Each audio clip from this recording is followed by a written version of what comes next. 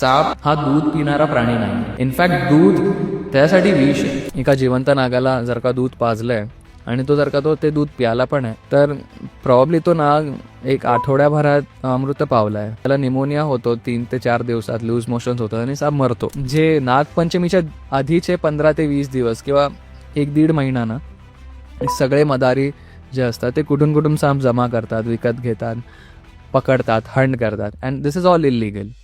हे केल्याच्या नंतर सापाला इलिगली कैद केल्यानंतर, बंद केल्यानंतर त्याला खायला प्यायला देत नाही फॉर अ गुड 2-3 वीक्स है ना. त्याच्यानंतर खूप सारे लोक त्याचे दात तोडतात, म्हणजे फँग्स, विषग्रंथींना जाळू देतात.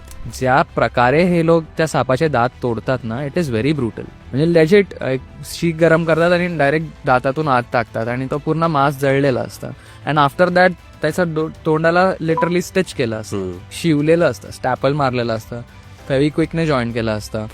इमॅजिन या स्टेटमध्ये तुमचा जॉ ओपन केलाय आणि तुमच्या समोर तुम्हाला काहीतरी लिक्विड देत आहे कोणी. या कंडिशन्समध्ये जर का साप तुम्हाला जेव्हा नागपंचमीच्या दिवशी दिसतो ना, तर तो ऑलरेडी अर्ध मेलेला असतो. तर त्या टायमिंगला जर का तुम्ही त्या सिच्युएशनमध्ये त्याला थम्सअप द्या, रेडबुल द्या, कोक द्या, तो पाणी समजून काही पिएल. बियर द्या, बियर पण पिएल तो.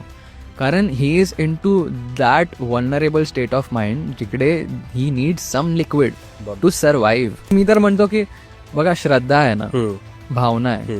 चांदीच्या नागाला दूध पाजा, सोन्याच्या नागाला दूध पाजा, पितळेच्या नागाला दूध पाजा. आपल्या भारतामध्ये असे खूप गरजू लोक आहेत, त्यांना जाऊन दूध पाजा. पण कधी जिवंत नागाला दूध नका पाजू, is what I am trying to say.